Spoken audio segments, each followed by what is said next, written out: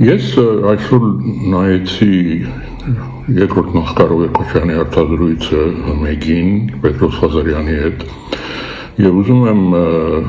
այնտեղ հնչեցված մի շատ կարեւոր թեմայի շուրջ որոշ մեկնաբանություններ անել, բայց մինչ այդ շատ արագ ուզում եմ մի ընդհանուր դիտարկում անեմ հետեւյալի մասին. վստահ եմ ովքեր որ նայել են եւ ովքեր չեն նայել, ես խորհուրդ կտամ որ անպայման նայեն, նկատեցին, որ Քոչարյանը այդ ամբողջ հարցազրույցի ընթացքում, որը բավական երկար էր, որևէ դեմագոգիա չարեց, որևէ մանիպուլացիա չարեց, դա իրոք կարծում եմ, որ շատ հատկանշական է եւ դա Քոչարյանի էությունն է, եթե նրա հրաշավին հետևում եք, նույն է ելույթներում է Քոչարյանը երբ խոսում է անցյալի մասին, ներկայացնում է այն ինչ իսկապես եղել է, երբ ապագայի մասին է խոսում է այն ինչ հնարավոր է, որևէ դեմագոգիա չկա, մանիպուլացիա չկա, եւ այս մեկի հարցազրույցը իրոք Քոչարյանի երևի միակ հնարավորությունն էր այդ մեծ ամբողջ հանրապետության մասշտաբով արդեն լսարան ունենալու եւ նույնիսկ այդ հնարավորությունը որևէ ցերով չօգտագործեց իրեք դեմագոգիայով զբաղվելու եւ իրոք սա Քոչարյանի էությունն է ես Մուդովի գնացի հետ երբ 10 տարի որպես արտաքին գործերի նախարար ես աշխատել եմ Քոչարյանի հետ նույնը եղել է այդ ժամանակ սկզբունքային այո է ոչը ոչ է որևէ դեմագոգիա չի եղել ես հիշում եմ հաջող Քոչարյանի մոտ քննարկում էր լինում իր հնարավոր ինչ-որ միջազգային ատյաններում ելույթների բովանդակության մասին, երբ առաջարկություն էր լինում որոշ թեմատիկա, որը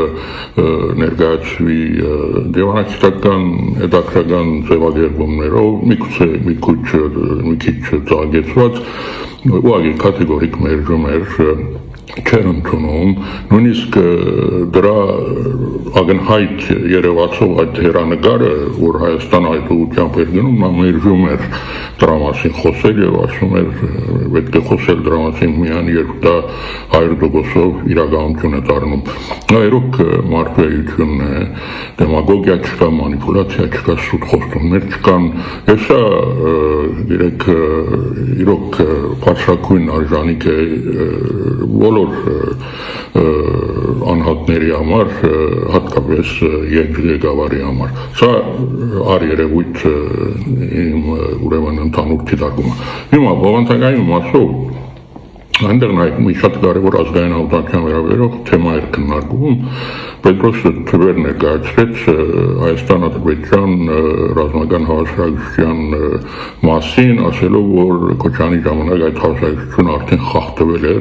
եւ այնպիսի թվեր ներկայացնում, որ մեծապես էր խախտվել։ Գիտեք, դա բացարձակ իրականության չի համապատասխանում, չգիտեմ Պետրոսին ինչ թվեր են տվել, բայց սա այն հարցն է, որ ես լավ եմ դիրապետում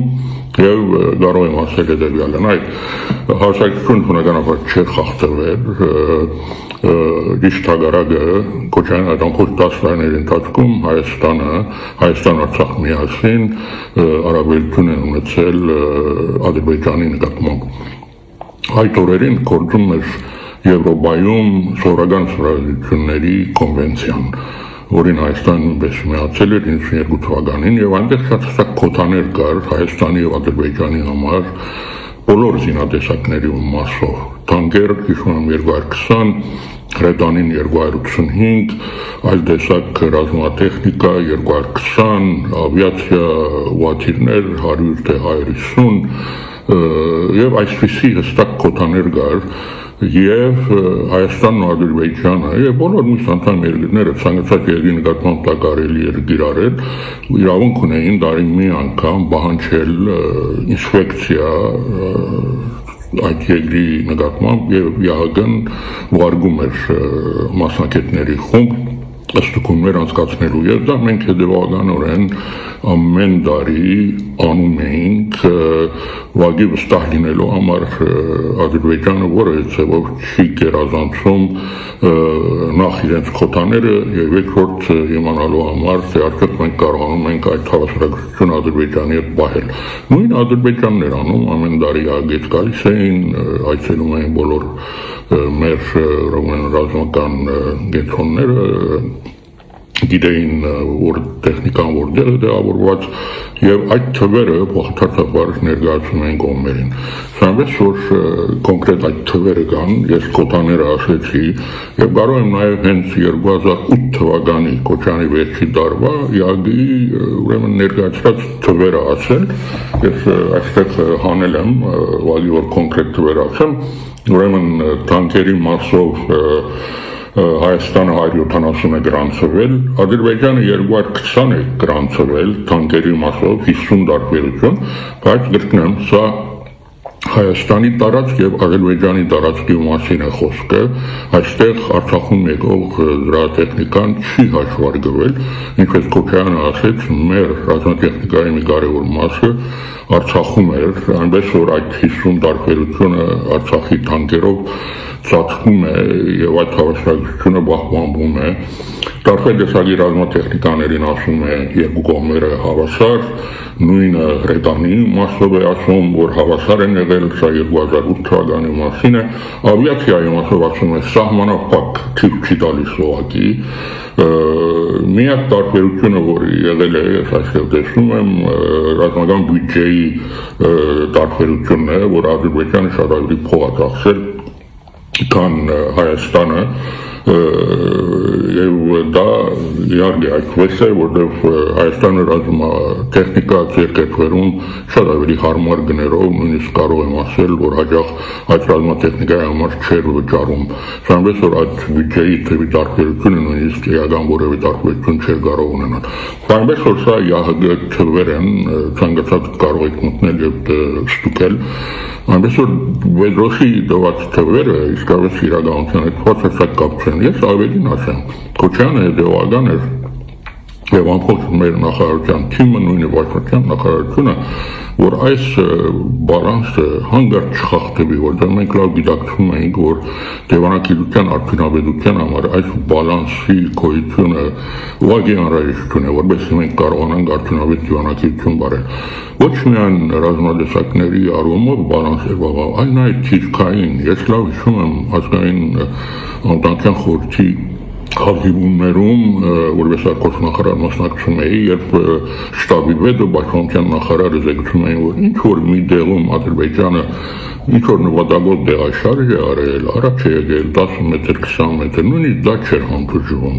Քոչարյանը ուղղակի խնդիր էր դնում որ նրանց հետ մտնել բանակցությունների մեջ խնդրել հետ վերադառնան եթե չէին անում Հայաստանն էր ինչ որ դեղաշարժ անում որովհետեւ այդ սիմետրիկ իրավիճակը չխախտվի եւ նույնիսկ թիրքային որևէ առավելություն Ադրբեջանի կողմից չունենա Եվ իրոք այդ տարիներին դրա այդ ոլորի որ ինչ որ ասում եմ ապացույցը հենց բանի մեջ է արդյունքների մեջ է 10 տարիները Քոչարյանի շրջանին Հայաստանի ամեն խաղաղ տարիներն են եղել, այլ կասկած չկա, որևէ նույնիսկ մի օրյա պատերազմ չի եղել, այո, փոքր հրացություններ եղել են, զոհերի թիվը նվազագույն է եղել եւ մենք բանակցային շատ լուրջ առաջընթաց ենք արձանագրել։ Այնպես որ Վեդրոսի այդ թվերը չգիտեմ որտեղից ավելացրել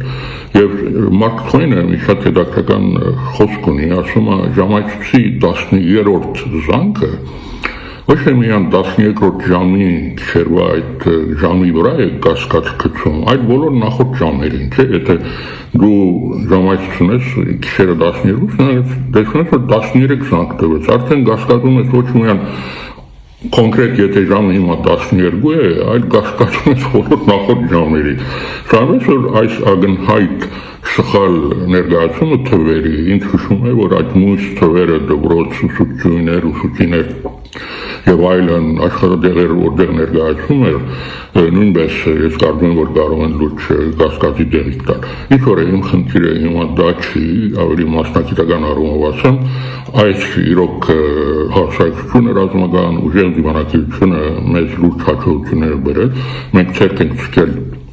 2007-ի թեկտեմբերին Քոչանի շրջանի ավարտից նախքանությունից ամենը 1-2 ամիս առաջ, որտեղ առաջի անգամ գնալով Լեռնային Ղարաբաղի ժողովրդի ինքնորոշման իրավունքը ամրագրվել է փաստաթղթում առաջի անգամ։ Նիստի խմբի 3 համախկաների կողմից ներկայացված որպես լավագույն դարբերակարգի լուծման եւ Ադրբեջանը դա ընդունել է որպես բանակցային հիմք։ Սա իսկապես մեծ հաջողություն էր դիվանագիտական։ Ես համոզված եմ, եթե Քոչյանը 2 տարի էլ ժամանակ ունենար, իսկապես շատ բարեհաջող ավարտ կլիներ այս բոլոր բանակցություններին։ Ցավալին գիտեք որն է, որ 2018-19 թվականներին նույն հնարավորություն ուներ Փաշինյանը։ Դրա բացի 2019 թվականին իրեն ներկայացված արդեն նոր փաստաթուղթը, որը հիմնված էր հենց այս սկզբունքների վրա։ Փաշինյանը իրոք հնարավորություն ուներ իր բարձր ռեյտինգով 90% աջակցությամբ, լեգիտիմությամբ հարցը խաղաղ ճանապարհով լուծեր եւ այսօր մենք կունենայինք Ղարաբաղ, Լաչինով 120,000-ի բնակչությամբ եւ նաեւ խաղաղության պայմանագիր Ադրբեջանի հետ։ Փաշինյանը թող ընդունի այդ արիքը ինքը գործել է, որտեղ ինքը չի իմացել ինչ է անում եւ զրոյական գետից է սկսել։ Սա է եղել մեծ արհավիրքը, որ իսկապես մեր ժողովրդի գլխին եկել է։ Նայեք, շուտով ընտրություններ են, ամսի 7-ին գնացեք ընտրության, հավաքական ընդդիմությունը եթե հետևում եք նրանց, իրոք հնարավորություն ունի միանշանակորեն կառավարություն կազմելու նրանց ծրագրերը եւ արտաքին քաղաքականության, եւ տնտեսական զարգացման, եւ ներքին կայունության, միասնության, այդ բոլոր առումներով իսկապես ազգային ծրագրեր են